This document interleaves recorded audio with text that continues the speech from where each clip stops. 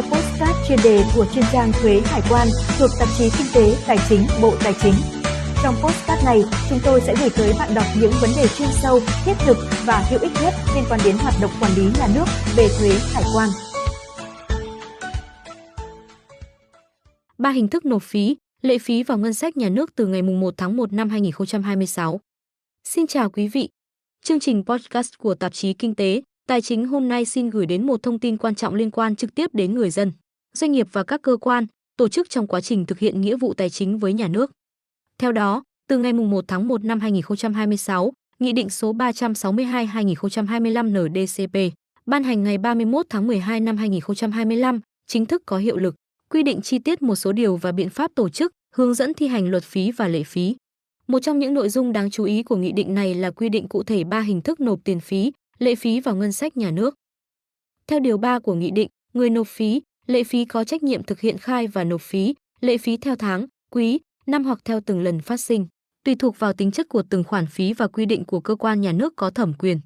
Trên cơ sở đó, việc nộp tiền phí, lệ phí vào ngân sách nhà nước được thực hiện theo 3 hình thức. Thứ nhất, nộp trực tiếp tại kho bạc nhà nước. Đây là hình thức truyền thống, bảo đảm tính chính xác và an toàn trong quản lý nguồn thu ngân sách. Thứ hai, nộp cho tổ chức thu phí, lệ phí bằng tiền mặt hoặc không dùng tiền mặt. Số tiền này được nộp vào tài khoản chuyên thu phí, lệ phí mở tại tổ chức tín dụng hoặc tài khoản phí chờ nộp ngân sách nhà nước mở tại kho bạc nhà nước. Thứ ba, nộp cho cơ quan, tổ chức khác với tổ chức thu phí, lệ phí trong trường hợp người dân, doanh nghiệp thực hiện thủ tục hành chính hoặc sử dụng dịch vụ công trực tuyến theo cơ chế một cửa liên thông theo quy định của chính phủ. Đây là điểm mới, phù hợp với xu hướng cải cách thủ tục hành chính và chuyển đổi số trong khu vực công. Bên cạnh việc quy định hình thức nộp, Nghị định 362/2025 NDCP cũng nêu rõ trách nhiệm của cơ quan, tổ chức nhận tiền. Theo đó, nếu cơ quan, tổ chức khác với tổ chức thu phí, lệ phí trực tiếp nhận tiền của người nộp, thì toàn bộ số tiền phí, lệ phí đã thu phải được chuyển vào tài khoản thu ngân sách nhà nước tại kho bạc nhà nước, hoặc vào tài khoản chuyên thu của tổ chức thu phí trong thời hạn 24 giờ kể từ thời điểm nhận tiền. Quy định này nhằm bảo đảm tính kịp thời, minh bạch và an toàn trong quản lý các khoản thu từ phí, lệ phí, đồng thời tạo thuận lợi tối đa cho người dân và doanh nghiệp khi thực hiện nghĩa vụ tài chính với nhà nước.